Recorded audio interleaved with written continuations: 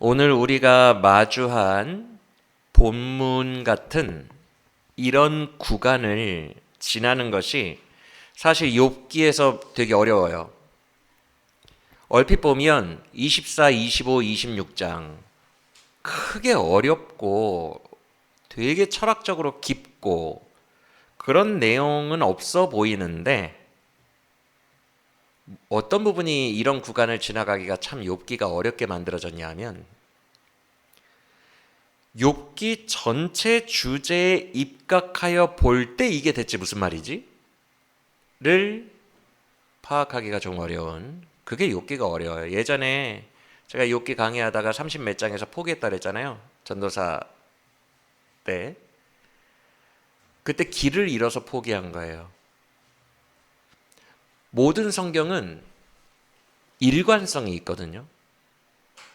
문맥적으로 일관성을 가지고 있어요. 그래서 전체 스토리가 쫙 흘러가도록 돼 있어요. 각 책마다. 그런데 오늘 본문이 그런 일관성을 찾기가 쉽지가 않아요. 요럴 때 길을 잃어요. 욥기는. 일관성으로 쭉 밀고 나가야 되는데, 그래서 우리가 오늘 본문을 오해 없이 잘 파악하고 이해할 필요가 있습니다. 욥기 전체에는 주제가 있습니다. 그 주제를 표대라고 한다면 길을 잃지 말고 욥기가 말씀하고자 하시는 그 표대를 향해 끊임없이 달려가고 있는 욥에게 잘 집중하는 오늘 이 시간 되기를 원합니다. 지난 시간에 욥이 엘리바스로부터 이런 공격을 받았어요. 내가 너의 죄목을 알려줄까? 너는 가난한 자를 괴롭혔고 가난한 자를 빼앗았어. 그런데 여러분들이 알다시피 실제로 욥은 그런 죄를 지은 적이 없어요. 그런데 엘리바스가 무고죄, 무고한 자를 죄인이라고 정죄한 거죠. 그렇게 공격을 받은 욥이 나 아니거든 이라고 말하지 않고 더욱 하나님 앞으로 인격적으로 나아간 것을 우리는 지난 시간에 봤습니다. 오직 내 소망은 하나님 한 분, 하나님 인격 자체, 그 인격이신 주님만을 대면하기를 갈망하며 그가 나를 만나주시기만 하면 나를 정금 같다라고 하실 거야 라고 소망하는 장면까지 살펴보았습니다. 그런데 이제 오늘 본문에 들어와서 그랬던 욥이 문득 이런 생각이 든 거예요. 이제까지 나는 죄를 안 졌는데 왜 나를 하나님이 때리시지?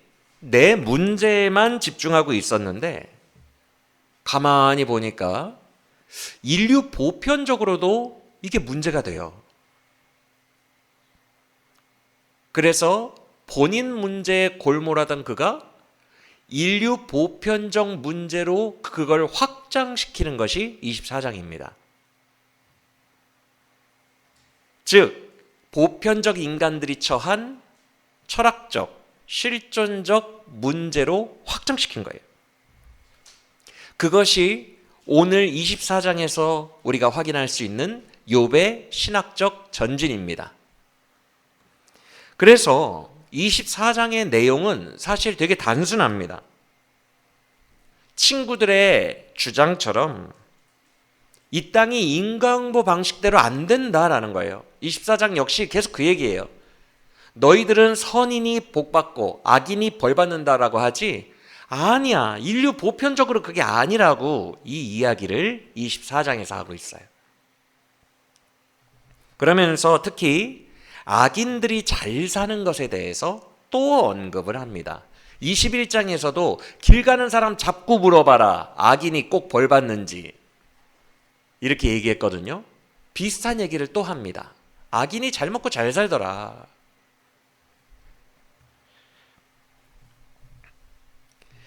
욥이 왜 이렇게 세계관이 확장됐을까? 그 범위가 왜 확장됐을까 생각해 보니까 엘리바스가 그랬잖아요. 욥이 짓지도 않은 죄의 목록을 얘기했잖아요. 너는 약자를 괴롭히는 자였다. 나는 그런 적이 없는데 징계를 받네. 그러면 진짜 약자를 괴롭히는 사람들은 이런 생각이 됐던 것 같아요. 진짜 약자를 괴롭히는 사람들은 나보다 낫잖아. 나는 지금 엄청 두들겨 맞고 있는데. 진짜 죄인들은 지금 잘 먹고 잘 사는데. 문득 이런 생각이 든 거예요.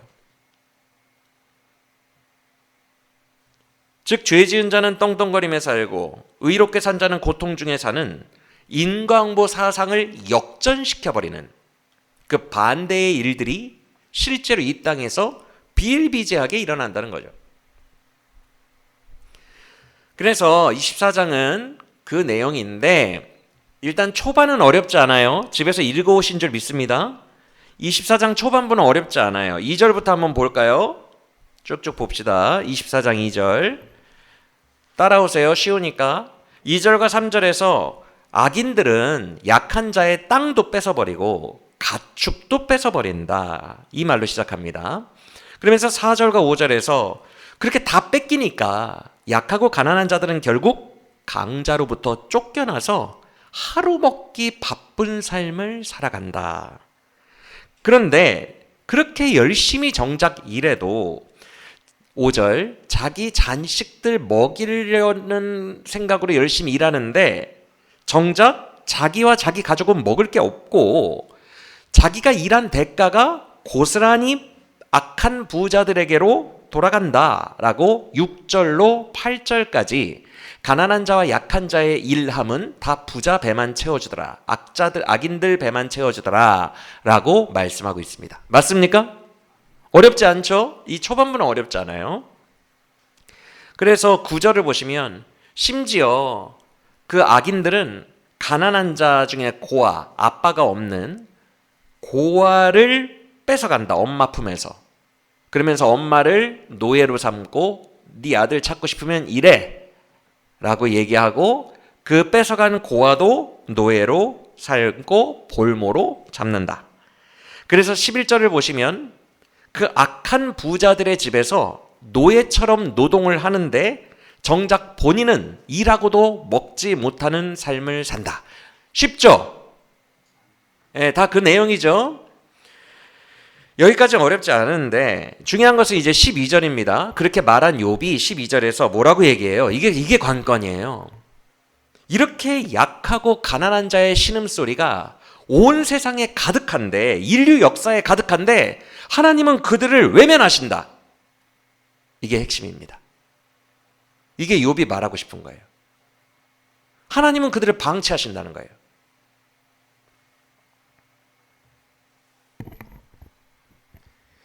친구들 말대로 인과응보의 하나님이라면 이거 왕으로서 일어나셔야 되는 거 아닙니까? 하나님이 정말 왕이라면 일어나셔가지고 이런 세상의 불의에 대해서 징벌하시고 직접 통치하셔야 되는 것 아닙니까? 그런데 왜 주님은 내가 인생 전체를 보니 관여를 안 하시는 것 같다. 하나님은 정말 무심하게도 오늘날 지금 온 세계 60억 인구 중에서도 끝까지 하나님의 도움을 받지 못하고 절규하며 죽어가는 가난한 약자들을 방치하고 계시죠. 그게 욥이 발견한 진리예요. 실존입니다. 이게 내 문제라고 생각했는데 아니라는 거예요. 온 세상 온 세대의 인과응보는 통하지 않는다. 애초에 통하지 않는다. 라는 걸 깨닫고 있는 거예요.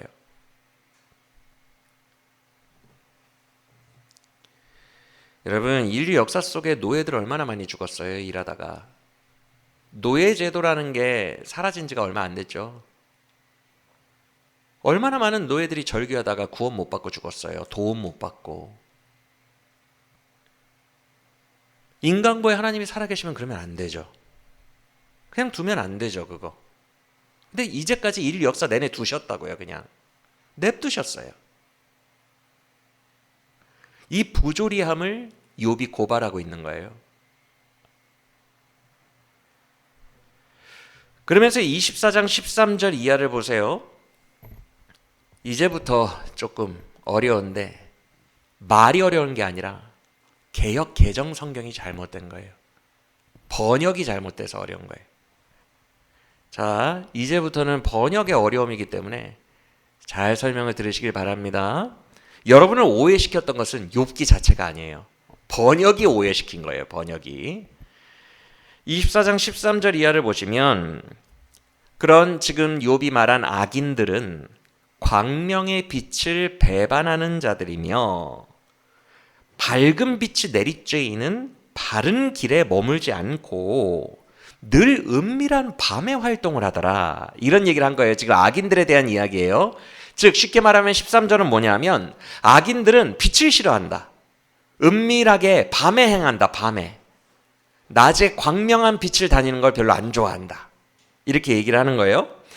그렇기 때문에 14절이 번역이 지금 잘못된 거예요. 개역개정이. 14절과 15절은 모두 원문에 근거하면 밤에 활동하는 스파이 같은 악인들을 말하는 거거든요. 지금. 그런데 14절이 번역 이상하게 됐죠. 빛 가운데 행하는 것처럼. 아닙니다. 지금 14, 15절을 보세요. 살인, 도둑, 간음, 10계명의 가장 사회법으로 중요한 3계명이 나왔어요. 근데 살인은 낮에 하고 도둑과 간음은 밤에 한다고요? 번역이 잘못됐어요. 원문에 의하면 다 밤이에요. 그들은 밤을 좋아한다라는 문맥이에요. 문맥 전체가. 그들은 밤을 되게 좋아하고 은큼한 걸 좋아하고 사람들 몰래 범죄하는 걸 되게 좋아한다. 이 뜻입니다. 이해가 되시죠? 그래서 16절에서 다시 한번 그 문맥을 강조하죠. 그들은 광명을 싫어해. 그들은 광명을 싫어해. 그리고 17절도 지금 번역이 이상한데 같은 문맥입니다. 그들은 해 뜨는 아침을 죽도록 싫어해 라는 뜻이에요. 지금 번역 좀 이상하게 됐죠. 그렇죠? 그들은 해 뜨는 아침을 죽도록 싫어해. 그리고 그 뒤에 번역은 더 엉망이에요. 원래는 원문으로는 이거예요. 어두운 밤에 그들은 평안을 더 얻어. 이런 의미거든요. 그러니까 여러분들이 개역개정을 읽다가 문맥에 근거해서 읽으셔야 되고요. 문맥에 근거해서 이거 저자가 이런 말 했다가 저런 말 했다가 반대말 하는 것 같은데 라고 생각이 드시면 번역에 오류가 있다라고 생각하고 여러 번역본과 요새는 그 구글에 치면 재미나이가 원문도 다 알려줘요. 그래서 원어 성경 뭐 다 펴서 볼 필요도 없어요. 너무 친절해요. 그래서 문맥에 맞지 않는다. 이 소리 했다가 이 소리 했다가 딴 소리 하는 것 같다. 그러면 바로 번역본과 원문을 찾아보시면 됩니다. 그러면 개역개정이 번역을 잘못해서 독자들을 혼란에 빠뜨리고 있구나 라는 것을 바로 알 수가 있어요. 즉 13절부터 17절은 한마디로 말하면 악인들은 어두움을 좋아해 이 뜻입니다. 빛을 불편히 여기고 어두움에서 평안을 느껴. 이게 무슨 말이에요? 왜 욥이 지금 이런 말을 하는 것 같아요? 그들이 은큼하거든요. 속이고 숨잖아요. 계속 쥐처럼. 계속 숨잖아요. 그걸 얘기하는 이유가 뭐예요? 그들이 왜 숨어요? 안 걸리려고. 살인, 간음, 도둑할 때 안 걸리려고. 맞습니까? 안 걸리려고 숨는다는 얘기를 왜 할까요? 하나님이 이들을 잡아내야 되는 것 아닙니까? 이 얘기를 하고 싶은 거예요. 이 세상의 악인이라는 존재들은 다 은큼한 것을 되게 좋아해. 다 뒤에서 범죄를 저지르려고 해. 왜? 인간은 속일 수 있으니까. 그런데 하나님은 못 속이잖아요. 그러면 하나님이 딱딱 잡아내줘야 할 거 아닙니까? 이 얘기를 호소하고 있는 거예요. 근데 하나님이 해요 안 해요 이걸? 안 한다는 말을 하고 있는 거예요. 하나님이 정의를 실현하시고 하나님이 CCTV를 전체로 틀어놓고 다 감찰하시고 하나님이 찝어내시고 벌 주셔야지 왜 놔둡니까?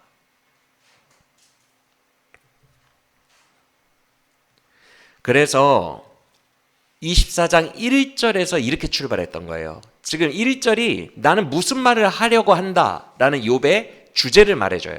24장 1절 보세요. 어떻게 시작하고 있는지. 왜 전능자께서는 악인들에게 보응하실 그 때를 정해놓지 않으셨지? 이 말은 뭐예요? 냅두신다는 거예요. 이 말을 하고 싶은 거예요. 즉 인과응보 사상에 대한 강력한 반론입니다. 그냥 그대로 죽는 거예요. 가난하고 약한 자들은요, 그냥 부조리하고 억울하게 살다가 그냥 가는 거예요. 인류 역사 속에 수많은 노예들, 수많은 사람들 그냥 갔어요. 이 땅에서 보상 못 받았어요. 그리고 어두운 곳에서 범죄를 행하는 자들은 계속 안 걸려. 하나님이 잡아줘야 되는데 안 걸린다고요.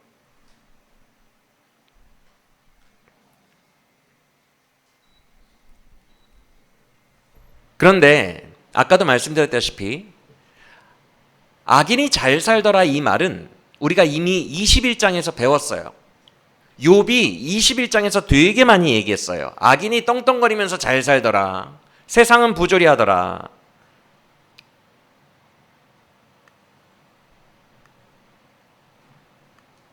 그래서 오늘 본문 24장은 21장의 반복이 아닙니다.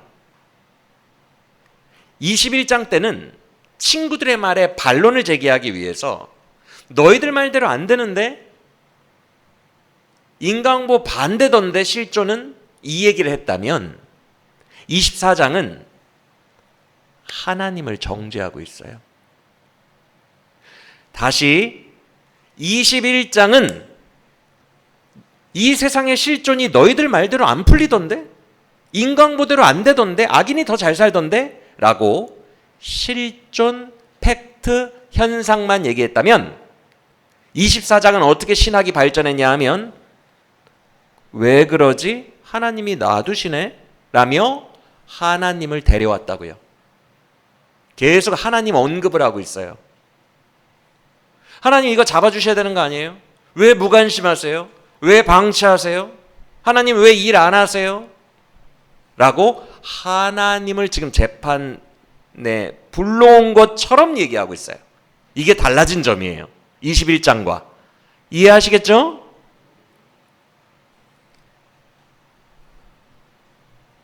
그래서 24장 첫 구절, 방금 읽은 1절부터 욥은 이렇게 시작하는 거예요. 어찌하여 전능자는 이렇게 어찌하여 왜 전능자는 이 모든 걸 내버려 두지? 이렇게 시작하는 거예요.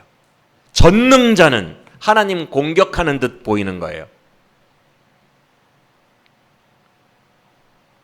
그런데 욥이 하나님을 공격하는 듯 보이는 것이지 하나님을 공격할 생각은 없고요. 욥은 진짜 궁금한 거예요. 신정론, 하나님은 정의롭다라는 이론, 신정론에 근거하면 하나님은 이거 내버려두면 안 되거든요. 근데 실상 팩트는 인류 역사는 그렇지 않으니까 그가 믿고 있던 신정론이 붕괴되기 시작하는 거예요. 그래서 욥이 궁금한 거예요. 본인이 지금 너무 궁금한 거예요. 욥은 하나님을 감히 정죄할 생각이 없습니다. 여러분들 예전 본문 속에서 욥이 내가 어찌 하나님과 재판을 감히 하며 뭐 어쩌고 저쩌고 했던 거 다 기억나시죠? 욥이 그거 모르는 사람 아니거든요. 하나님을 감히 정죄할 생각 없어요. 그런데 욥은 지금 너무 궁금한 거예요. 인과응보 사상이 붕괴되고 신정론도 붕괴됐거든요. 왜 이러시는지 너무너무 궁금해서 실제 내 눈으로 이 역사를 다 보고 있는데 인류 보편의 실존을 다 보고 있는데 이거 어떻게 설명해 주실 거냐고 따지고 있는 겁니다. 이제는 자기 개인 문제가 아니에요. 내 개인 문제를 떠나서 이 세상을 왜 이런 식으로 통치하세요? 라고 신학적 질문을 하고 있는 거예요.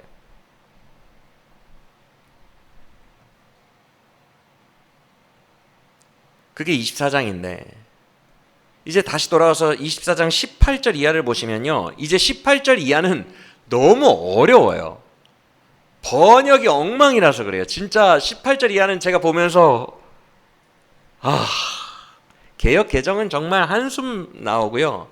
믿고 있던 표준 세번역도 한 군데를 완전 반대로 번역을 해놨어요. 그래서 원문으로 봐야 돼요. 원문으로. 번역률에 오답률이 많은 개역 개정은 정말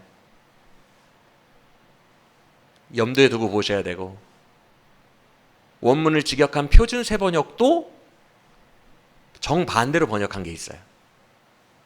그래서 번역만 잘해도 전혀 오해가 없는데 번역의 문제가 우리를 오해를 많이 하게 하는구나, 어렵게 하는구나 라는 생각이 듭니다. 자, 여러분 혹시 18절 이하 보면서 이상하다는 생각 안 했어요? 집에서 읽으실 때 이거 혹시 이상하다는 생각 안 해보셨어요? 왔다리 갔다리 한다는 생각 안 드셨어요? 친구들을 반박하는 것 같았던 욥이 갑자기 친구들과 같은 논리를 얘기했다가 또 반박하는 것 같다가 또 같은 논리 얘기하는 것처럼 왔다리 갔다리 하는 것처럼 보이지 않았어요? 그럴 리가 없죠. 정신이 이상한 사람이 아니고서야 이랬다가 저랬다가 할 리가 없어요. 그러면 성경이 아니에요. 성경은 일관된 문맥을 가지고 있어요. 철저하게 주제를 향하여 나아갑니다.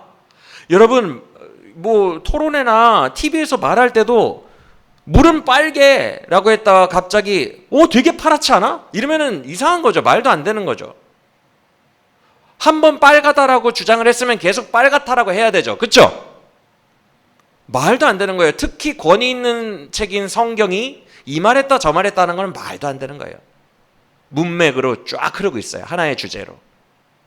그런데 본문이 왔다리 갔다리 하는 것처럼 느껴진다? 번역이 문제가 있는 거예요. 번역이.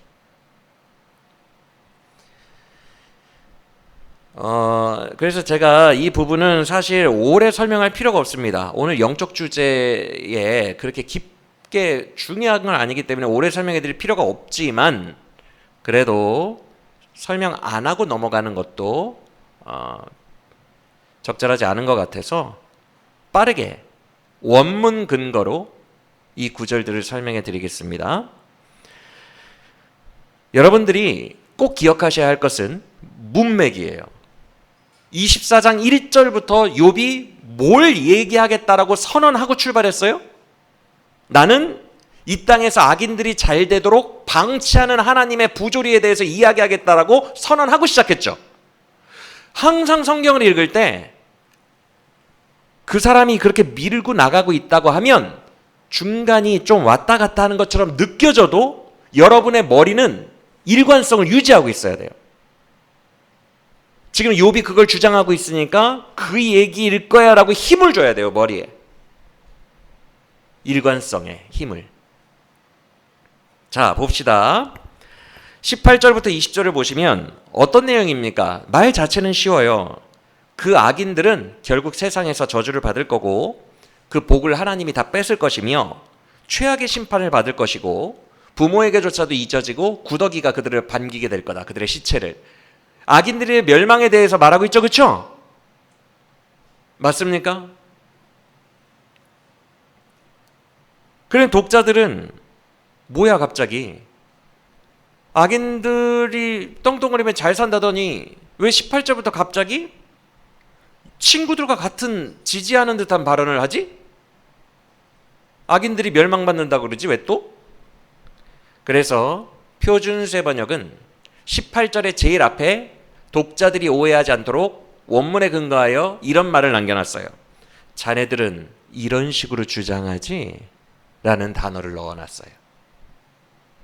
즉 18절은 욥이 주장하는 게 아니라 너희들은 이런 식으로 말하지 악인들은 벌 받는다고, 이 얘기예요. 이해가 되십니까? 근데 개역개정이 그런 조언을 전혀 안 해놨어요. 그런 번역을. 그러니까 독자들은 뭐야 욥이 갑자기 인과응보 사상을 두둔하네? 이렇게 오해할 수 있는 거죠. 사실은 너희들은 이런 식으로 말하지 이 뜻입니다. 이해가 되십니까? 너희들은 악인들이 멸망한다고 얘기하지. 그게 20절까지. 그런데 21절부터 반론입니다. 사실. 근데 너희 말 틀렸어 너희의 말대로 악인이 멸망하지 않아. 그게 21절부터거든요.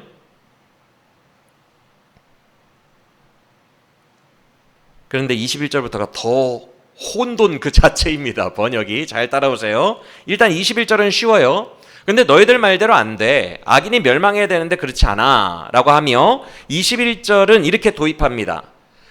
악인들은 기본적인 자비도 없는 녀석들이야. 과부라던가 이렇게 좀 자비를 받아야 되는 그 자비로움조차 전혀 없는 진짜 악당들이 어떻게 되는 줄 알아? 이렇게 시작합니다. 그 악당들을 하나님이 어떻게 처리하시는 줄 알아? 22절. 하나님이 그렇게 강포한 자들을 능력으로 끌어내셔. 이런 식으로 개역개정이 번역을 해놨기 때문에 지금 잡아다가 심판하시는 느낌 들죠? 그렇죠? 강포한 자들을 능력으로 끌어내신다고 하니까 이 끌어내다라는 단어가 원어로 마샤크라는 단어인데요. 절대 그런 의미가 아니에요.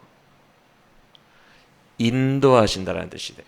인도하여 오래 지속시키다라는 뜻입니다. 근데 이것을 멱살을 끄잡아내가지고 심판으로 인도하는 것처럼 번역을 해버렸어요. 개역개정이. 맞습니까? 마샤크의 원문의 뜻을 못 살렸다고요. 마샤크의 원문의 뜻은 뭐냐면요. 이렇게 과부도 무시하는 자비 없는 악인들을 하나님이 어떻게 대우하시는 줄 알아? 그들을 인도하사 그들의 생명을 길게 유지하시는도다. 이 뜻입니다.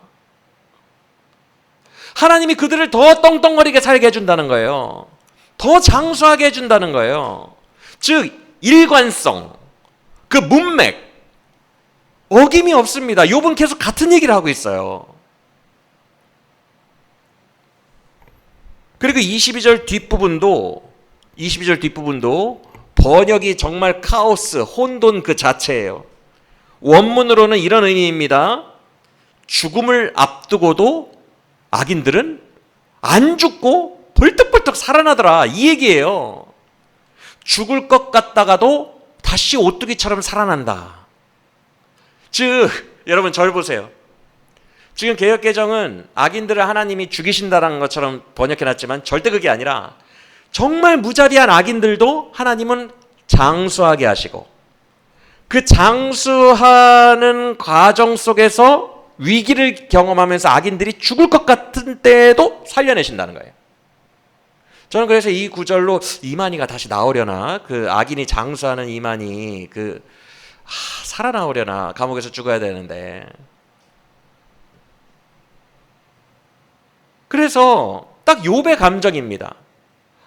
왜 악인들을 번개를 쳐가지고 다 심판하셔야지, 응징하셔야지, 왜 장수하게 하고 이만희처럼, 왜 죽을 것 같다가도 살게 하고 죽을 것 같다가도 살게 하고, 주님은 악인들에 대해서 왜 이러시나? 우리들도 일상 속에서 그런 절규를 하잖아요.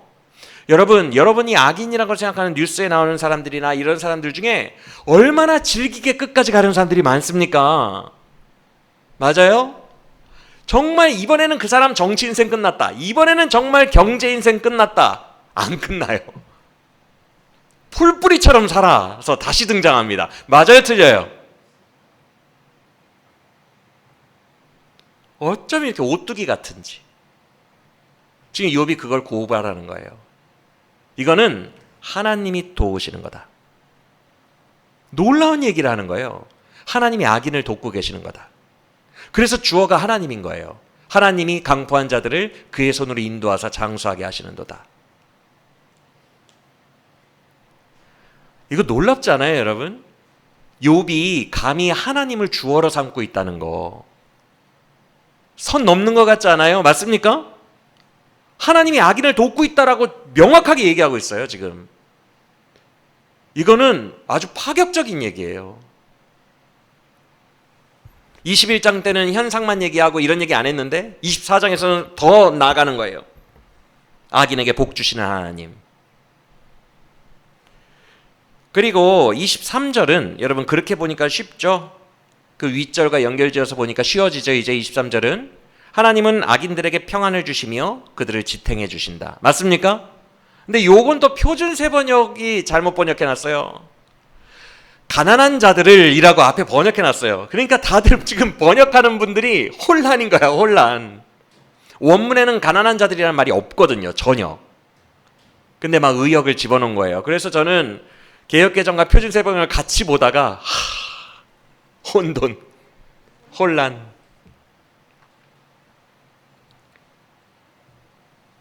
일관된 겁니다. 악인들을 보호하시고 악인들에게 복 주시고 악인들을 평안을 주시고 지탱해 주시는 하나님에 대한 이야기예요. 그리고 23절 후반부도 개역개정이 이렇게 돼 있죠. 하나님은 살피신다고 돼 있어요? 어떻게 돼 있어요? 근데 원문은 많은 사람들이 이 문장을 악인들을 감시하신다 여기에 초점을 맞추는데 그게 아니에요. 다 지켜보고 그들의 가는 길을 다 지켜보고 계시는데도 안 치신다. 여기에 초점이 있어요. 하나님은 분명히 다 보시거든요. 전능자이기 때문에. 전능자니까 다 보는데도 안 치신다. 계속 지금 욥은 신정론에 의문을 가하고 있는 파격적 멘트들을 하고 있는 거예요.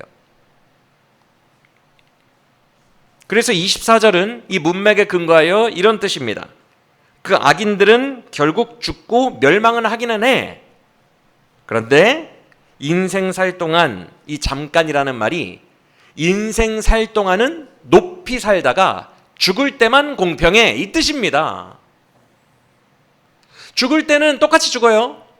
죽음은 공평해요. 그런데 악인들은 인생 살 동안 그 잠깐의 시간 동안 높임을 받는다는 거예요. 하나님께.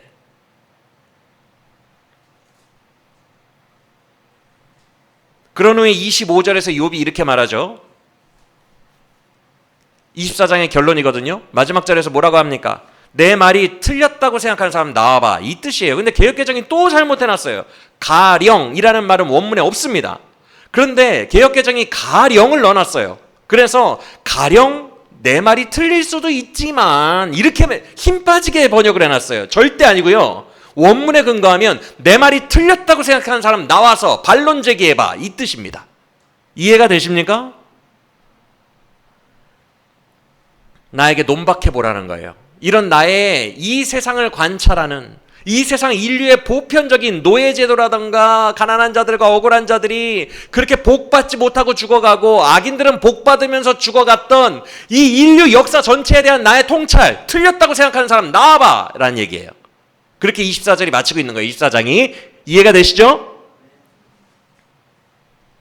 그래서 번역의 어려움 때문에 길게 얘기했지만 사실 24장이 담고 있는 주제는 어렵지 않아요. 욥은 계속 같은 말 하고 있는 거예요. 너희가 정의롭다고 믿고 있는 하나님이 이 땅에서는 악인에게 복 주는 하나님의 형태로 일하고 계신다. 이런 얘기를 하는 거예요.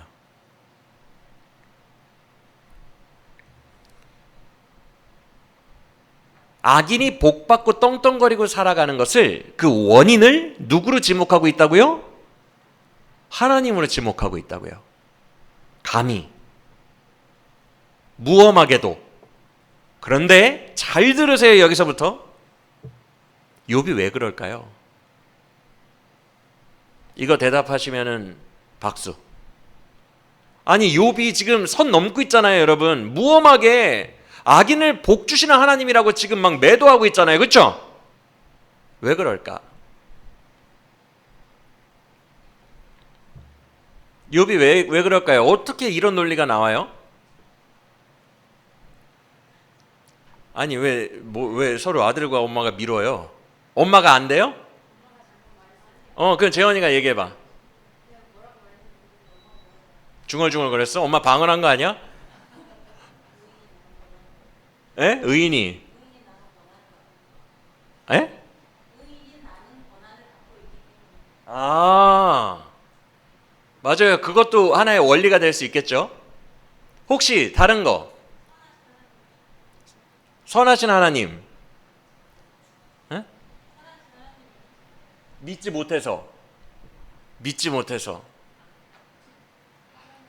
그렇죠. 박수! 설명해 드릴게요. 하나님의 주권을 믿으니까. 악인들이 번성하는 것도 누가 지금 하는 거예요? 주권이 강한 사람은? 주권 사상이 강한 사람은 지금 악인이 복받는 것도 누가 하는 걸로 여겨져요? 하나님이 하는 걸로. 욥이 지금 주권 사상이 너무 강하니까 이게 다 우연이 아니라는 거예요. 하나님이 악인을 먹이고 있는 거예요, 지금 욥에게는. 이해가 되십니까?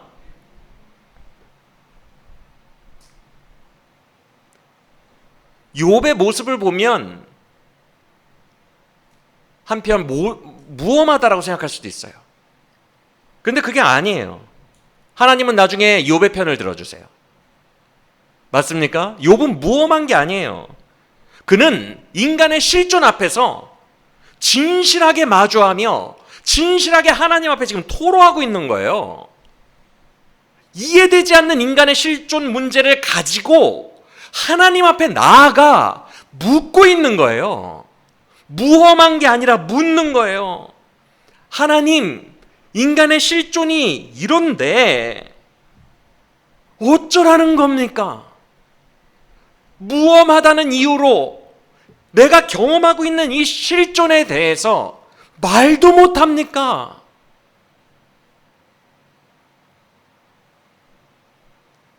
여러분, 지난 시간에 욥이 드디어 인격적인 하나님께로 막 나아가려고 했던 거 기억나시죠? 나는 하나님만 만났으면 좋겠다. 하나님 만나면 소원이 없겠다. 인격적으로 하나님 만나면 그는 나의 말을 다 들으실 것이고 나는 그가 무슨 말 하든지 다 용인할 거다. 인격적으로 만나고 싶다. 그렇게 인격적으로 더 뛰어들더니 오늘 본문에서는 급기야 무엄할 보이는 그런 말들까지도 인격적으로 다 털어놓는 거예요. 솔직히 나 주권사상 믿거든요. 하나님이 악인들 복 주시는 거 아닙니까? 왜 그러시는 거예요? 이해가 안 돼요. 인격적으로 물어보고 있는 거예요. 이 부조리를 어떻게 해석해야 돼요, 주님? 도리어 이렇게 인격적이고 진실한 욥에 비해 나쁜 케이스는 그 다음 25장에 나오는 친구 빌닷입니다. 그가 나쁜 신학을 하는 모델이에요. 빌닷이 25장에서 이런 존재론적 질문을 하는 욥의 입을 강제로 막아버리거든요. 넌 조용히 해. 질문조차 하지 마. 라고 막 강제로 욥을 딱 입을 틀어 막는데 무엇로 막냐 하면 25장의 빌닷을 보면 하나님은 크셔. 하나님은 광대하셔. 그러니까 너는 질문 자체를 그의 앞에서 하지 마. 이렇게 막아요. 이게 나쁜 신학이에요. 질문을 하지 마. 자, 일단 25장을 보고 와서 이야기해 봅시다. 25장 2절에서 2절 보시면 빌닷이 이런 말을 합니다. 주님은 높은 곳에서 화평을 베푸신다. 개역 개정보다는 표준세 번역의 번역을 더 잘했어요. 읽어드릴게요. 주님은 하늘나라에서는 화평을 이루셨다. 하늘나라에서. 즉 무슨 말이냐면 빌닷이 이런 말을 한 겁니다. 하늘나라는 지금 상당히 안정적이야. 하늘나라에는 화평이 있어. 악인도 없어. 그곳에는. 그리고 하나님의 질서와 통치가 완벽하게 이루어지고 있어. 하늘나라에는. 이 얘기를 한 거거든요. 여러분들도 이 진리는 인정하시죠? 문제는 지금 이 땅에 있는 거지. 저 하늘나라는 완벽하게 통치되고 있을 거라고 믿죠, 여러분들도. 질서 있게, 그렇죠? 그 진리를 지금 빌닷이 얘기하는 거거든요. 하늘나라는 완벽하게 다스려지고 있거든, 질서대로. 이 대진리를 갖고 오더니 어떻게 적용해요? 3절. 그 질서를 하늘나라에는 완벽하게 잡아놓은 하나님이 땅에는 안 하겠니? 그가 엄청나게 많은 군대를 보유하고 있는 거 알지? 그 군대를 보유한 그 군대를 땅에 보내겠지. 그리고 각 사람에게 하늘의 그 질서의 빛을 각 사람에게 다 줬겠지. 하늘은 그렇게 멋지게 질서 있게 완전하게 다스리시는 분이 땅에는 안 할 것 같니? 땅에도 각 사람에게 빛이 비치고 있고 하나님의 천군 천사들이 다 각 사람에게 와서 다 일하고 있어. 땅도 완벽하게 통제되고 있다고. 맞아요? 그러면서 4, 5, 6절에서 이렇게 말합니다. 너는 하등한 존재잖아. 너는 벌레잖아. 너는 버러지잖아. 그런데 뭘 그렇게 하나님을 악하다고 감히 얘기를 해? 하늘의 통치가 이 땅에서도 어련히 잘 알아서 이루어지겠지. 네가 뭔데 하등한 존재가 감히 하나님에 대해서 판단해? 질문하지 마. 라고 이야기를 하는 겁니다. 이해가 되세요?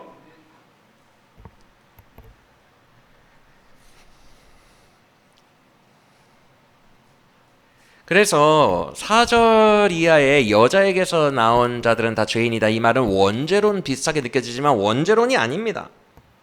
하나님과 인간은 질적인 차이가 있는 비대칭적 존재라는 거예요. 비대칭적 존재가 어찌 감히 판단을 할 수 있느냐 이 얘기거든요 지금. 그러니까 너는 질문하지 마. 그러면서 5절에서 이렇게 말합니다. 하나님께는 달이나 별도, 그렇게 빛을 뿜어내는 달이나 별도 하나님께는 뭐 깨끗하게 그렇게 멋진 빛으로 여겨지지도 않아. 하나님은 그 정도로 빛이신 분이야. 근데 너는 6절 구더기와 벌레 아니니? 너는 그런 존재잖아 하나님 앞에서. 근데 어떻게 판단해? 즉 욥은 24장에서 앞장에서 하나님은 옳지 않은 것 같아요. 악인을 복주시고 있어요. 이건 잘못됐어요. 라고 하나님을 판단하고 있는데 그 판단 자체를 뭉개버리고 있는 거예요. 판단하지 말라고. 넌 구더기니까. 이해가 되십니까? 여러분 이게 빌다스 25장이 마지막 논쟁입니다. 지금 이게 3라운드잖아요. 3라운드에서 소발 안 나와요. 빌다시 끝이에요. 이제 25장을 끝으로 친구들은 등장하지 않아요. 이 말로는 등장하지 않아요. 이게 마지막 반론입니다. 그러니까 마지막 반론까지 인간고 사상을 고수해요 안 해요? 고수하죠. 그리고 계속 욥의 입을 막으려고 해요. 그런데 여러분 여기서부터 잘 들으시길 바랍니다. 집중해서. 이건 사실 빌다시 진 거예요. 왜? 잘 들으세요. 욥은 문제 제기에 대한 근거를 땅의 실존에서 냈어요.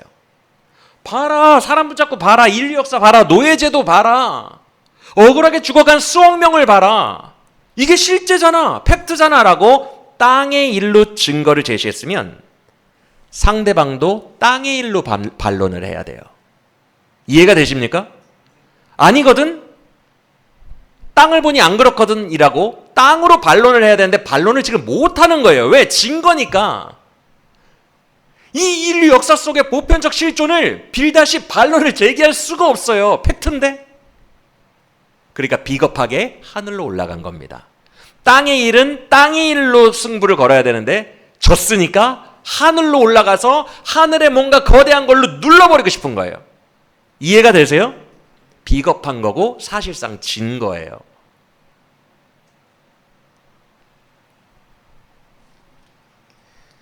강제적으로 하늘의 진리를 가지고 와서, 욥도 인정하는 진리죠. 하늘은 완전하다.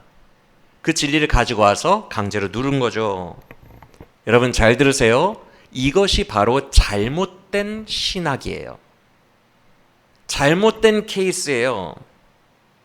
내 현재 살아가는 실존이 내가 이해가 안 되거든요. 그럼 하나님 앞에 질문할 수 있죠. 근데 질문조차 하지 말라는 거예요. 그래서 모든 잘못된 신학은 프레임과 공식, 지식이 정해져 있습니다. 신천지가 지식이 정해져서 시험 보듯이 항상 프레임이 정해져 있어요. 그래서 이 지식을 넘어가는 질문이나 그런 거 하지 말라고 합니다. 모든 이단이 다 그래요. 그리고 모든 잘못된 신학이 프레임을 딱 윤곽을 짜놔요. 그리고 그걸로 온 세상을, 이렇게 큰 세상을 그 작은 프레임으로 딱 찍어버리고 이거에서 벗어나는 질문 자체를 용납하지 않습니다. 믿음 없다고 그래요. 이게 잘못된 신학이에요. 현실을 침묵시키고 질문 자체를 차단하는 신학. 스스로가 나는 되게 좁은 프레임을 가지고 있어 라고 말하는 격입니다. 광대하신 세상과 하나님을 가두는 거죠. 지금 욥은 하나님의 섭리 안에서, 주권 안에서 고통을 받게 되었고, 그 하나님의 의도된 주권 속에서 계속 신학적 질문을 하고 있거든요. 여러분들이 욥을 지금 따라오셨지만 욥이 되게 발전하고 있어요. 계속 욥은 지금 하나님과 더 가까이 가고 있어요. 신학적 성장을 이루기 직전이에요. 그런데 그 세 친구가 딱 교리 짜여진 어떤 자기들만의 좁은 프레임으로 누르면서 욥이 신학적으로 날아오르지 못하도록 발목을 잡고 있는 거거든요. 이해가 되십니까? 아주 초등적인 신학 프레임으로 발목 잡고 있는 거예요.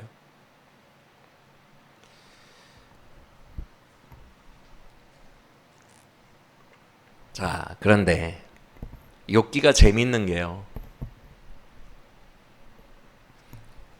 신정론, 신은 정의롭다. 신정론을 지금 지지하는 사람이 24, 25장에서 보면 신정론을 지지하는 사람이 욥인 것 같아요? 빌닷인 것 같아요? 누구 같아요? 24, 25장을 놓고 볼 때 욥은 계속 하나님을 지금 부정하게 봤잖아요. 그렇죠? 반면에 빌닷은 그 하나님의 질서와 선하심을 옹호했잖아요. 자, 신정론을 더 믿는 사람이 누구인 것 같아요? 빌닷인 것처럼 보이잖아요. 그렇죠? 근데 욥기라는 이 책이 너무너무 깊이가 있고 철학적이고 너무너무 재밌는 게 빌닷보다 욥이 더 하나님의 정의로움을 신뢰하고 있어요. 이게 진짜 중요하죠. 이제 왜 그런지를 설명해 드릴 텐데, 진짜 믿음은 빌닷이 아니라 욥에게 있는 거예요. 그걸 말하는 게 욥기예요. 욥이야말로 여러분 신정론을 강하게 원하고 있는 거예요. 하나님 정의로운 하나님을 욥이야말로 빌닷보다 훨씬 더 강하게 원하고 있는 거예요.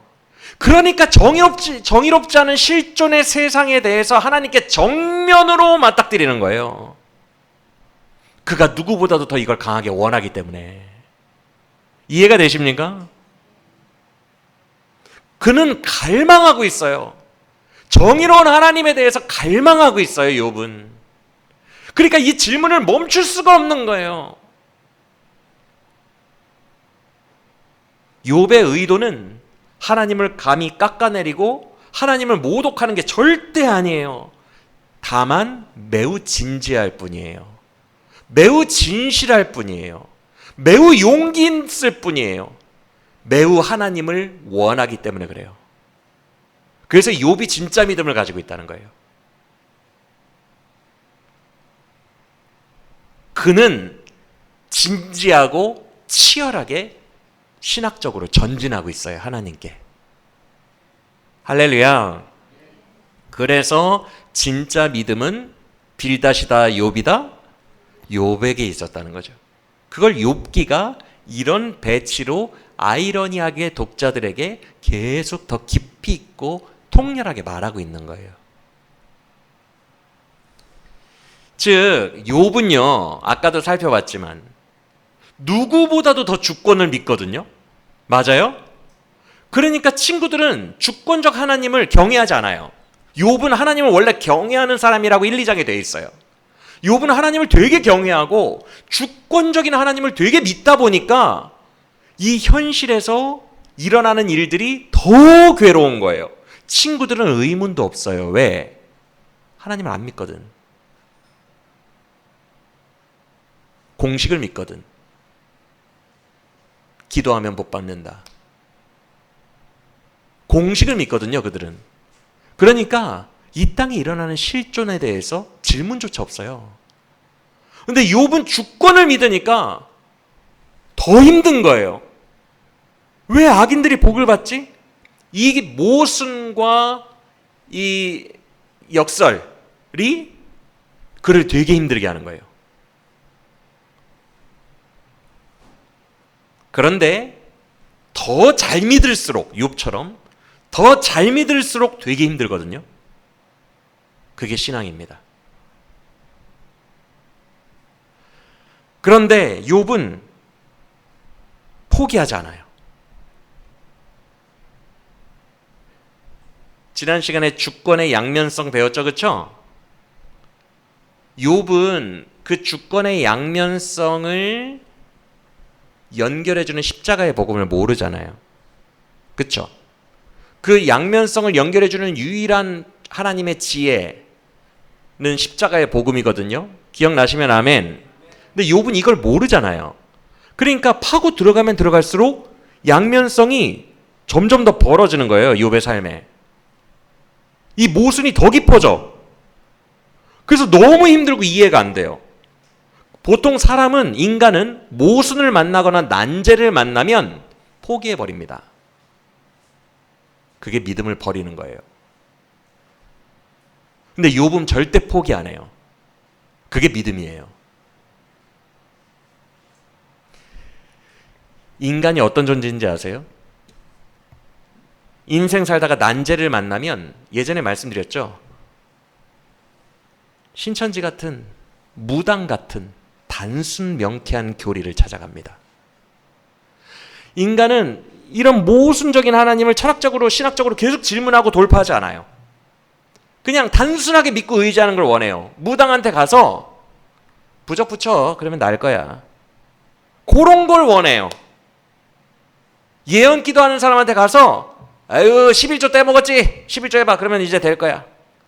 이렇게 단순 논리로 풀어주기를 너무너무 원해요. 인간들은 욥처럼 고민하면서 점점 하나님을 믿을수록 벌어지는 이 모순, 감당이 안 되는 이 모순 속으로 용기 있게 돌파를 하고 전진하는 사람들이 없다고요. 다 쉬운 길을 찾아요. 쉬운 답을 원해요. 그건 믿음이 아니라고요.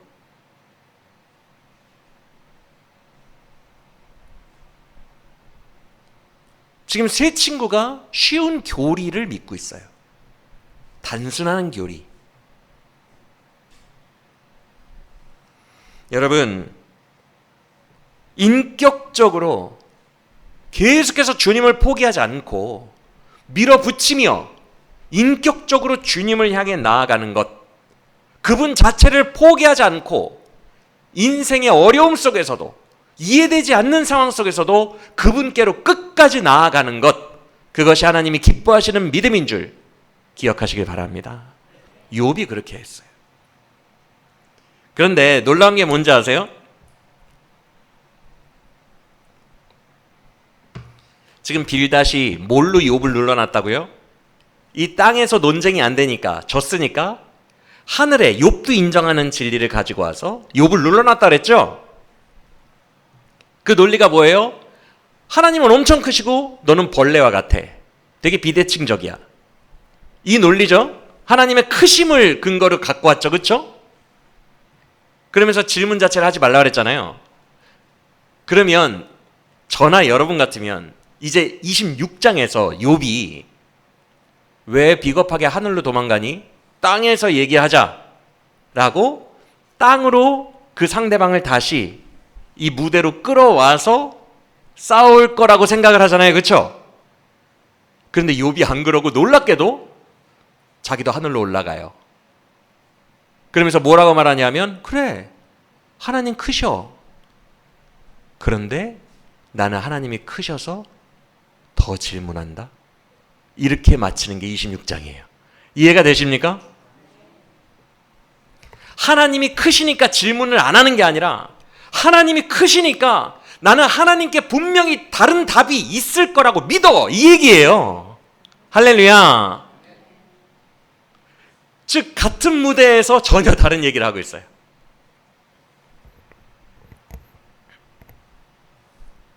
(24장) (25장) (26장의) 이야기의 흐름 이해가 되시죠 이제?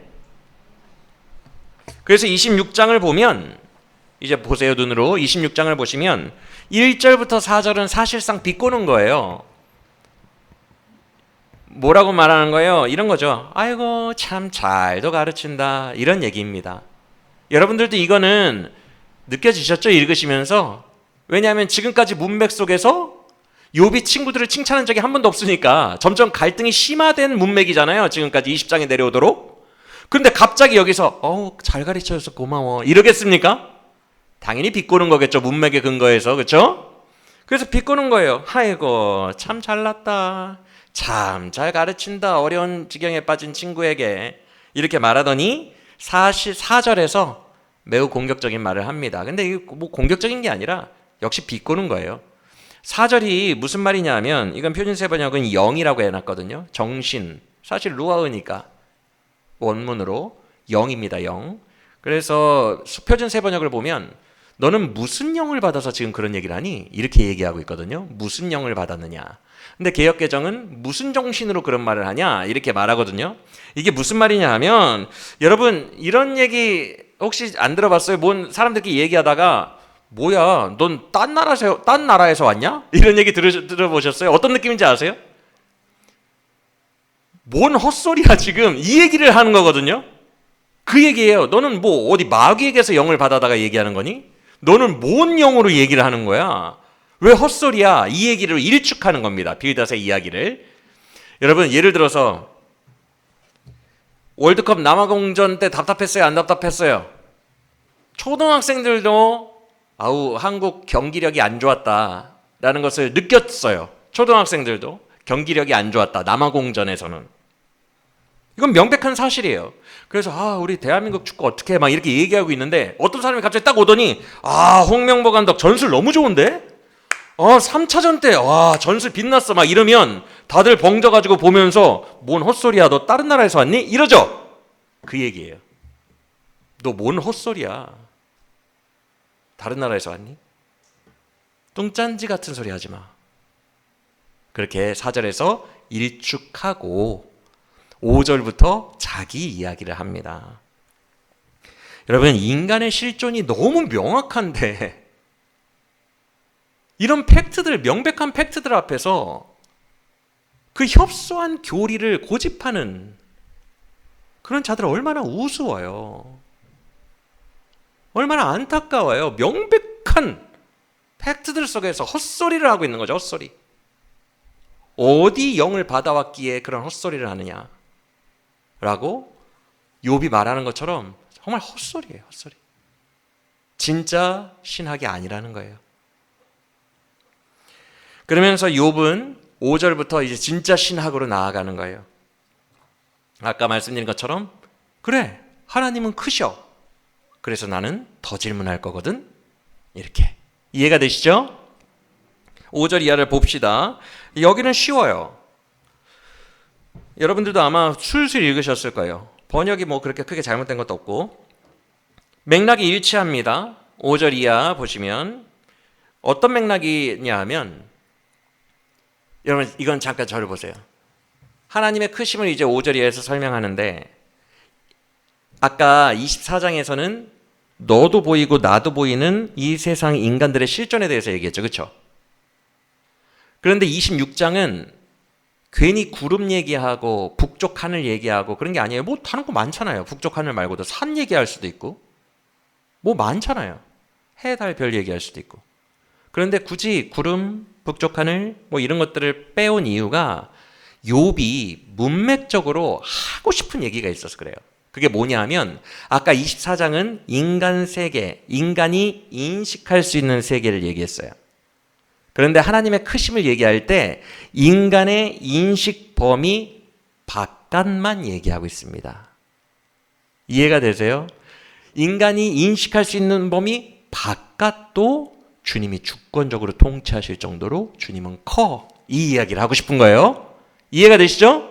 그래서 본문을 봅시다. 5절과 6절에서 그러다 보니까 처음 나오는 영역이 무슨 영역이에요? 죽음의 영역이죠. 죽음 이후에도 사후 세계, 이후 세계도 하나님은 다스리신다. 여러분 죽은 사람들이 뭐 두려워 떨 게 있겠습니까? 5절 말씀처럼 죽었는데 근데 두려워 떤대요. 왜? 사후 세계도 주님이 다스리시니까. 즉 인간의 인식 범위 바깥도 되게 철저하게 다스리신다는 거예요. 아주 정확하게 어김없이. 그래서 6절을 보시면 하나님 앞에서는 사람들이 죽어서 가는 그 스올이라는 곳도 하나님 앞에서는 CCTV 찍히듯 적나라하게 다 드러난다 이렇게 말하거든요. 지금 이게 무슨 말이냐면 인간의 인식 범위 바깥에 있는 그 영역도 하나님이 1%도 놓치지 않고 정확하고 철저하게 하나님이 통치하고 계시다는 뜻이에요. 아주 정확하게 100%. 즉 하나님의 통치는 허투루 대충 되는 게 아니라 그런 거대한 범위까지도 세밀하게 미치고 있다는 거예요. 이해가 되시죠? 그리고 7절은 가장 높은 북쪽 하늘과 우리가 거하는 이 땅을 자기 힘으로 꽉 붙들고 계시다 이 뜻입니다. 꽉 붙들고 계시다. 통치의 영역이죠. 그리고 8절도 물을 가득 담고 있는 먹구름을 찢어지지 않게 붙들고 계시는 분이 하나님이다. 강력한 주권 통치에 대한 표현이에요. 그리고 10절 역시 수평선으로 빛과 어둠을 정확하게 나누고 통치하고 계시다. 12절은 바다와 라합을 등장시키죠. 인식 영역 바뀝니다. 왜냐하면 깊은 바다에 용이 살고 마귀가 산다, 혼돈이 산다라고 생각했거든요. 히브리인들은. 그래서 인식 속 바다 깊은 바다 들어가 본 적 없으니까 인간이 그 인식 바깥에 있는 그 바다와 라합의 영역, 이 라합 뭔지 설명해 드렸나요 제가? 예전에? 했죠? 예, 용과 같은 그런 마귀, 도마뱀과 같은 존재의 이름이라고. 그 혼돈의 영역도 하나님은 정확하게 다 관여하고 계시고 주권적으로 통치하고 계신다 이 뜻입니다. 13절도 마찬가지고요.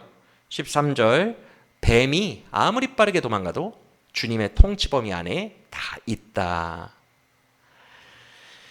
즉 지금 욥이 말하는 것은 26장에서 말하는 것은 인간이 인식할 수 없는 범위 바깥까지도 하나님은 되게 크시기 때문에 거의 완벽하게 통제하고 계신다는 거예요. 다 통제하고 있다는 거예요. 벌레 하나 기어가는 것까지도 다 통제하고 있다는 거예요. 다 하나님의 손아귀 안에 있다는 거예요. 이 세상에 우연은 발생하지 않는다는 거예요. 강력한 주권 사상입니다. 이해가 되십니까? 와, 인식 범위 바깥까지도. 빌닷은 아까 고작 하늘을 통치하시는 하나님을 말했는데 욥은요 하늘뿐만이냐 우리가 사는 땅뿐만이냐 아니다. 죽음, 우주, 바다, 마귀 다 통치하고 계신다. 완전히 자기 손아귀에 쥐고 통제하고 계신다. 꽉 쥐고 계신다. 우리 하나님은 그렇게 완벽하신 하나님이다. 주권적인 하나님이다 라고 얘기하고 있는 거예요. 하나님의 크심을. 그런데 바로 이 믿음 때문에 아까도 말씀드렸지만 욥에게 문제가 발생하는 거예요. 아니 이렇게 인식 바깥 영역까지도 완벽하게 통제하시는 분이 왜 이 땅의 악인들은 그냥 놔두냐는 거예요. 그는 지금 통제하는 하나님을 완벽히 믿거든요. 그러니까 문제가 발생하는 거예요. 이게 난제죠. 욥이 부딪히는 난제죠. 인과응보 사상이 깨진 거예요. 그래서 하나님이 이 정도로 통치력이 세면 일부러 하신다라는 생각밖에 안 드는 거예요. 일부러 하신다.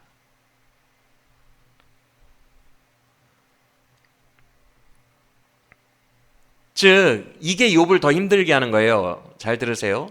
지금 인간 인식 범위 바깥까지도 되게 통치하고 계시죠. 그렇죠? 주님은 일하시고 계시다는 걸 아는 거예요. 욥이. 계속 일해. 하나님은 졸지도 아니하시고 주무시지도 아니하시고 계속 뭔가를 통치하시고 노동을 하세요. 아니 그렇게 열심히 일하시는 분이 왜 나는? 왜 이 세상은 이대로 놔두지? 아니 그렇게 열심히 일하시는 분이 아주 작은 벌레 하나 기어가는 것까지 본인의 통제해야 되는 아주 세밀한 것까지 다 통치하고 계시는 그런 주권적인 하나님이 왜 정작 이 땅의 악인들과 내 문제는 그냥 방치하시지? 이게 너무 힘든 거예요. 하나님 살아계시다며, 하나님 일하신다며, 모든 섭리는 다 하나님의 뜻이라며. 근데 내 인생에 왜 이러세요, 주님?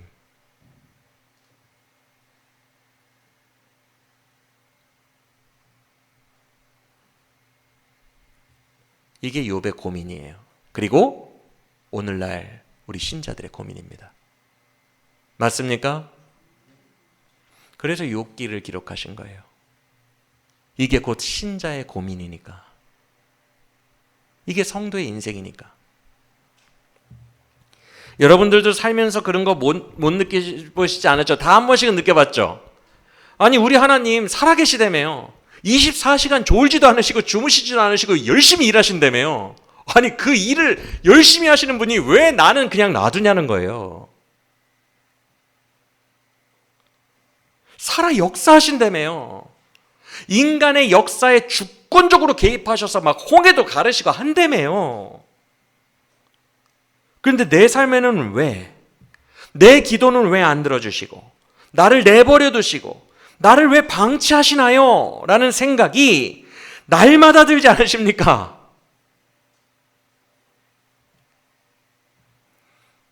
왜 임재하지 않으시고 그렇게 일을 열심히 하신다는 분이 왜 임재는 안 하시고 날마다 부재 속에 그 먹먹함 속에 날 놔두십니까?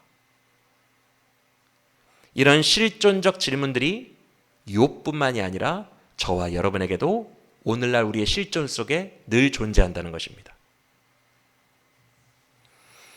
그런데 잘 들으세요.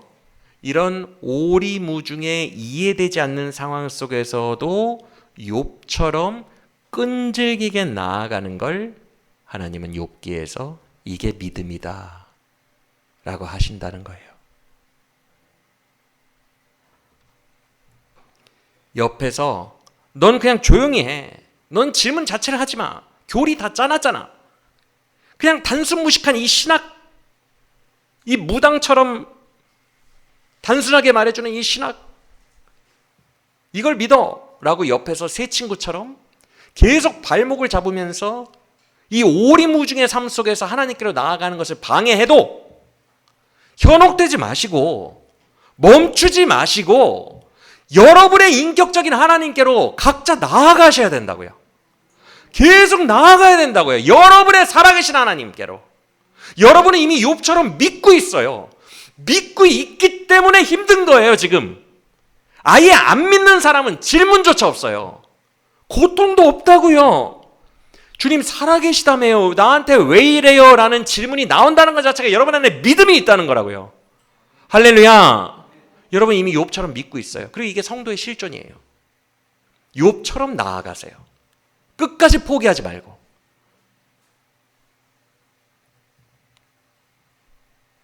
여러분, 내가 모든 걸 다 예언자처럼 다 아는 게 믿음이 아니에요.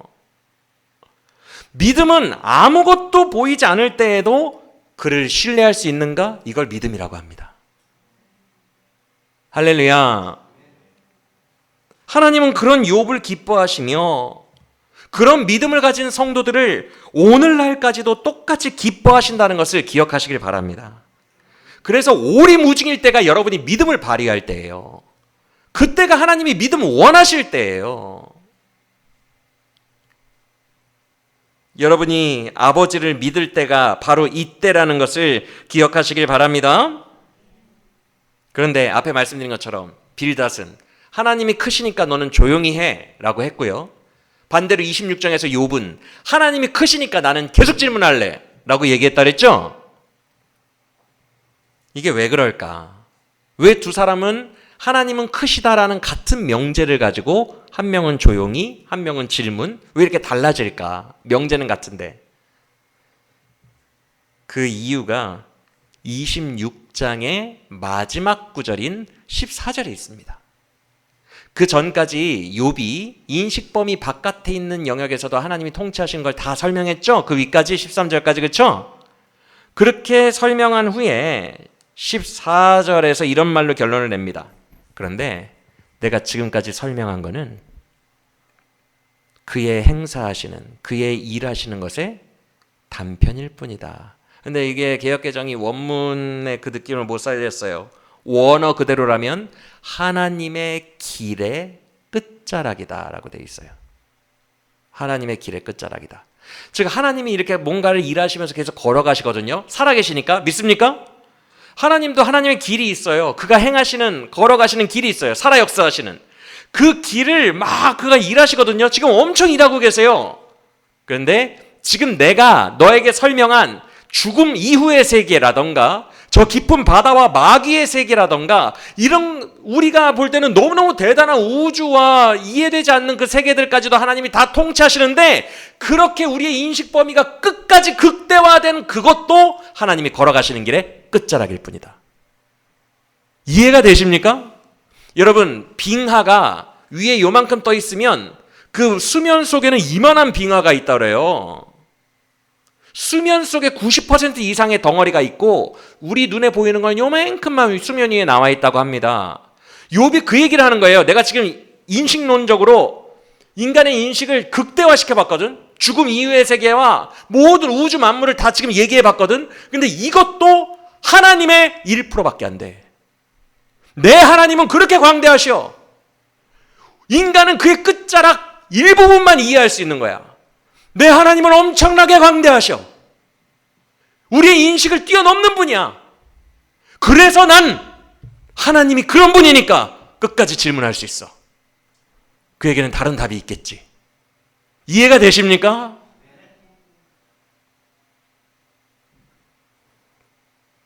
그래서 14절에서 이렇게 말하는 거예요. 인간이 그에 대해서 이해하는 영역은 고작 속삭임 뿐이야.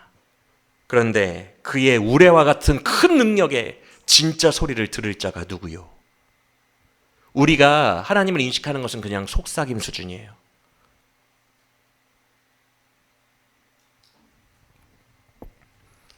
욥은 지금 하나님의 엄청난 광대하심을 선포한 거예요. 우리가 하나님을 이해하고 있는 것은 고작 극대화시켜도 1%밖에 되지 않아요. 우리는 그의 99%를 이해하지 못합니다. 그렇게 여러분의 하나님은 광대하세요. 할렐루야. 여러분의 하나님은 측량할 수 없을 정도로 광대하세요. 그 광대하심이 욥에게 믿음을 준다는 거예요. 이 모순이라는 엄청 어려운 난제 속에서도 하나님께로 나아갈 수 있는 근거를 준다는 거예요. 내 하나님은 이 모순의 문제보다도 더 크셔. 더 광대하셔.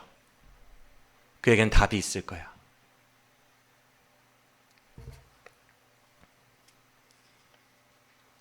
사랑하는 여러분, 지금 욥의 이 고백보다 더 큰 믿음이 있을까요? 그래서 하나님이 나중에 욥을 칭찬하신 거예요. 욥을 지지해 주신 거예요.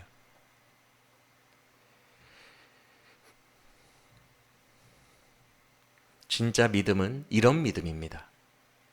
가짜 신학들이 지식을 만들어 놓고 교본을 만들어 놓고 교리와 공식을 만들어 놓고 이걸 믿어, 이걸 믿어, 이걸 믿어야 돼 라고 강요를 하는 스타일이라면 이건 진짜 신학이 아니에요.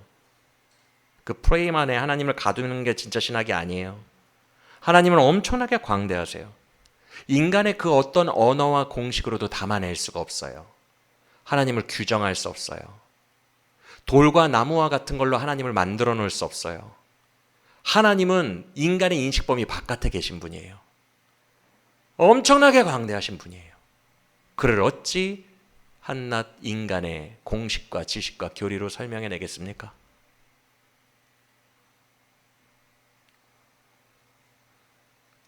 그래서 욥은 이런 모순을 얘기하고 있는 거예요. 나는 지금 내 이해로는 하나님이 정의로워 보이지 않지만 하나님은 정의로울 것을 믿는 겁니다. 이게 믿음이에요.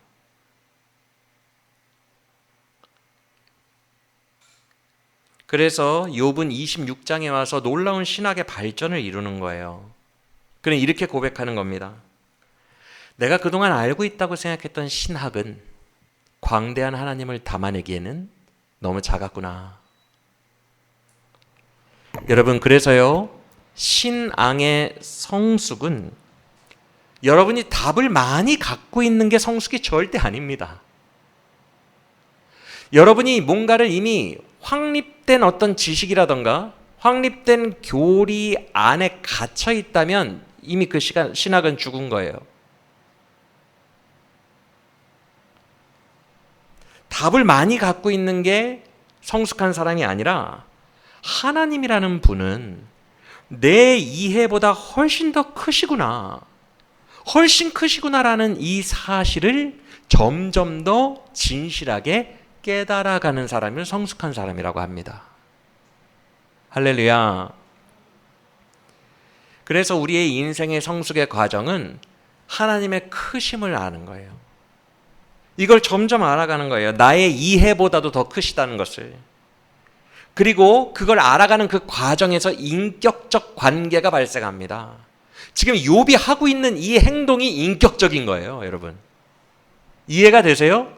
내 하나님은 광대하시니 나는 하나님께는 답이 있다는 걸 믿어요 라고 나아가는 이것이 인격적인 거예요. 그래서 인간은, 성도는 인격적인 이 관계 속에서 하나님과 동행하며 하나님의 크심을 알며 나의 작음을 알며 나아가는 것입니다. 그래서 나의 작음을 알고 겸손해지고 모든 의도들을, 나의 자아의 의도들, 막 보좌를 흔들려고 막 기도했던 이 모든 의도들을 다 모래로 만들어버리고 난 지극히 자꾸 주님은 크시다, 이것을 날마다 더 발견해 나가는 것을 영성이 깊어진다라고 얘기하는 거예요. 할렐루야. 여러분, 이게 하나님이 원하시는 동행이에요. 욥의 친구들은 질문을 하지 말라 그랬는데 하나님은 질문을 하는 걸 인정해 주세요. 그런데 답은 안 가르쳐 주세요. 욥기 끝까지 하나님은 답을 가르쳐 주지 않아요. 다만 그를 보이십니다. 이게 핵심이에요. 그를 그냥 보이세요. 마치 이렇게 말하는 것과 같아요. 네가 지금 이해되지 않아도 믿음으로 아빠랑 같이 갈래? 아빠 손 잡고 아빠한테 모든 걸 맡기고 나와 함께 그 길 가보지 않을래? 주님은 성도들을, 여러분들을 그렇게 초청하고 계시다고요. 설명해주고 답을 주는 게 아니라 나와 함께 믿음으로 갖지 않을래? 라고 말씀하신다고요.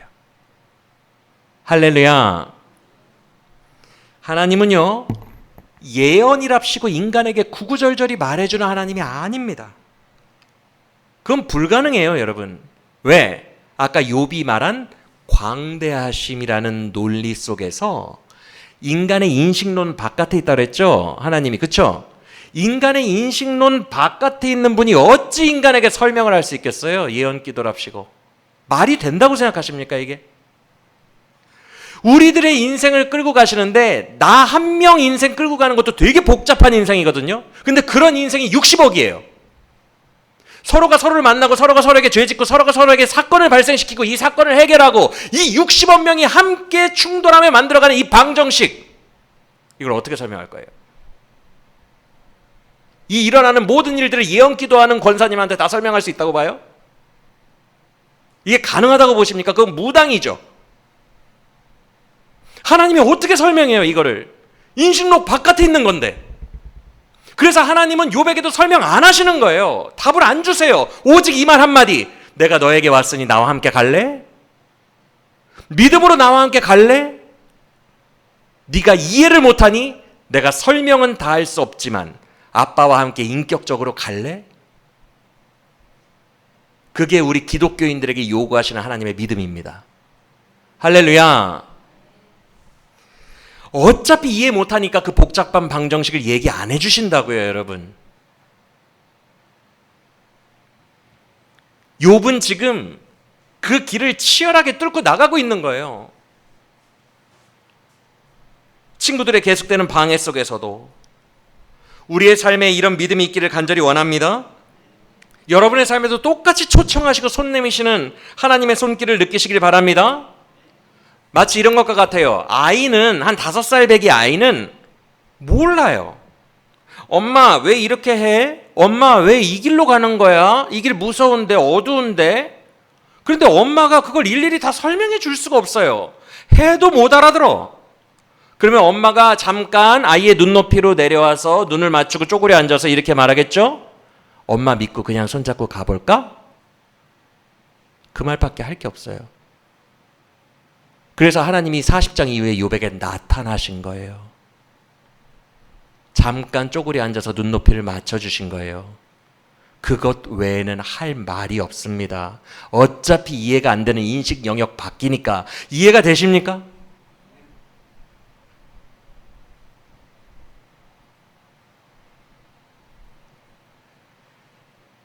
너에게 필요한 것은 설명이 아니라 믿음이야.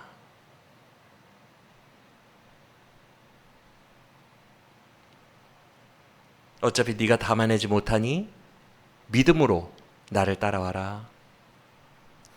여러분, 이제 여름철인데요.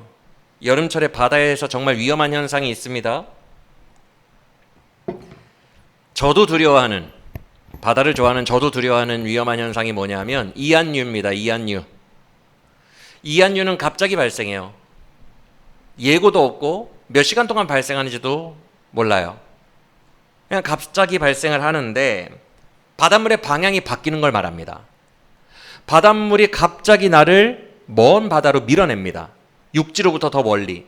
아무리 수영을 잘하는 사람도 조련 씨가 와도 이한류는 역행할 수 없어요. 밀려갑니다. 끌려갑니다. 그래서 어느새 육지가 안 보여요. 먼 바다에 가 있어요. 되게 위험하죠. 그리고 무서워요. 공포가 있어요. 먼 바다로 끌려나가는 이 공포가 있습니다. 그래서 수영 잘하는 사람들도 당황해요. 그래서 이한류 때문에 많이 죽어요. 그런데 한번 상상해 봅시다. 한 아빠와 한 아이가 튜브 타고 바다로 나갔어요. 아빠는 이 아이의 튜브를 잡고 물속에 있고 아이는 그래도 안전하게 튜브를 타고 있어요. 그런데 이한류가 발생했어. 아빠 자꾸만 밖으로 가. 그러면서 애가 해변 쪽으로 돌아가려고 팔과 발을 저어요. 역부족이죠. 너무너무 무서워하고 당황해하고 있어요. 그때 아빠가 이렇게 말합니다. 아빠 따라와. 그러면서 가는데 더 멀리 가. 반대 방향으로 가는 거예요. 모순적으로. 그러면 아빠한테 그 아이가 뭐라고 하겠어요? 아빠 이해가 안 돼요. 왜 반대 방향으로 가는 거예요? 점점 더 멀어진다고요. 그때 아빠가 이한류의 과학적 원리에 대해서 그때 설명하고 있겠어요? 어차피 말해도 못 알아먹는데? 이렇게 말하겠죠. 당황하지 말고 아빠 따라올 수 있겠어? 그래서 이한류 그 조류를 타고 조금만 방향을 바꿔서 옆으로 갑니다. 옆으로. 그 조류의 힘을 타고 가면 힘들지 않아요. 옆으로 가서 좀 멀리 돌아오지만 옆으로 가서 다시 돌아오게 돼 있어요.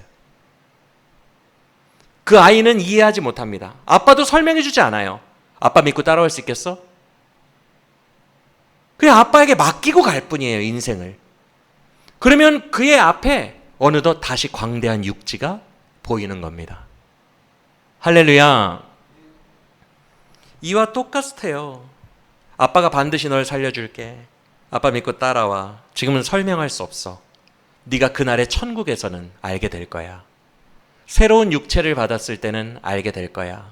3차원을 뛰어넘은 천국에 갔을 때에는 다 알게 될 거야. 그러나 지금은 몰라. 지금 너에게 필요한 건 그냥 아빠를 믿는 믿음이야. 사랑하는 여러분, 말씀을 마칩니다. 믿음이라는 게 뭘까요? 우리의 삶에 믿음이라는 게 발생하는 순간이 언제일까요? 하나님이 가장 기뻐하시는 때는 언제일까요? 아빠 싫어, 나 싫어. 그러면서 계속 반대쪽으로 아빠가 젓는 쪽과 반대로 자아로 막 져, 애가. 그러면서 설명해 보라고, 나에게 예언 기도를 달라고, 설명 좀 해달라고. 그러면서 계속 아빠와는 반대로 보좌를 움직이는 기도를 40일씩 기도원 가서 하면서 나는 절로 갈 거야, 나는 절로 갈 거야 한다고 해봐요. 아빠 마음이 얼마나 답답하겠나.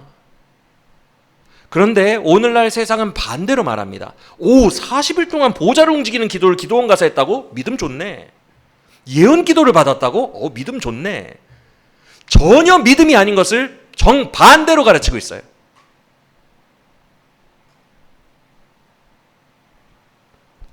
오늘날 많은 사람들이 믿음을 오해합니다. 이거 음성 들었어? 믿음 좋나 보네. 삶의 모순과 고통은 직면하기 싫어하고 그냥 형통한 길로 펑펑 풀리면은 저 성도는 그냥 자녀도 잘 되고 돈도 잘 벌고 하는 거 보니까 믿음 좋나 봐.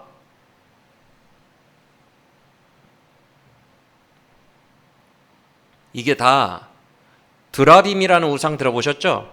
드라빔이 뭐냐면 손에 잡히는 작은 인형을 말합니다. 그 광대하신 욥이 말한 하나님을 자기 손에 딱 들고 우상처럼 섬기는 거. 꼭 드라빔의 신을 섬기는 것 같아요. 자기가 핸들링하고. 절대 그렇지 않아요. 욥처럼 광대하시고 주권적인 여러분의 하나님을 믿으시길 바랍니다. 할렐루야. 그 하나님께 나아가고 아빠 믿고 갈 수 있겠어? 다 설명되지 않아도 아빠한테 나올 수 있겠어? 라고 요구하실 때 내 아빠는 광대하시고 나를 사랑하시는 하나님이니까 나는 믿고 내어 맡길 수 있어요 라고 얘기할 수 있는 게 믿음이에요. 욥과는 달리 우리에게는 그 믿을 근거가 주어졌어요. 하나님은 다 설명하지 않으셨지만 확실한 직통 계시, 분명한 특별 계시 하나를 주셨는데 자기 아들을 인간의 몸으로 오게 하사 우리를 대신하여 십자가에서 죽으신 사랑이에요. 할렐루야. 오직 그 복음, 예수 그리스도의 복음, 그것만 진리로 주셨어요. 왜? 다 설명해 주지 않아. 예수 복음 하나 믿고 내가 내 아들까지 보내서 너를 위해 죽어줄 정도라면 내가 너 얼마나 사랑하는지 알겠지. 네가 알 것은 이것뿐이야. 다른 설명은 지금 해줄 수가 없어. 내가 너를 얼마나 사랑하는지 내 아들 예수의 십자가로 네가 믿는다면 아빠 믿고 따라올 수 있겠니? 이게 우리 인생의 전부예요, 여러분. 이해가 되십니까? 우리에게 붙들 근거를 주셨다고요. 십자가의 복음. 그것 때문에 하나님이 나를 너무 사랑하신다는 걸 믿는 거예요. 그리고 그 광대하신 하나님 앞에 이해되지 않아도 그 광대하신 하나님을 아빠 믿어요 하고 날마다 그냥 나아가는 것입니다. 이해되지 않고 설명해 주지 않으셔도 인격적으로 하나님 앞에 그 튜브를 같이 타고 가는 거예요. 그러면 그 길 끝에서 하나님께서 광대한 해변을 그 아들, 딸과 함께, 여러분들과 함께 열어주실 줄 믿습니다. 오늘 우리의 삶에 이런 참 믿음이 있기를 원합니다.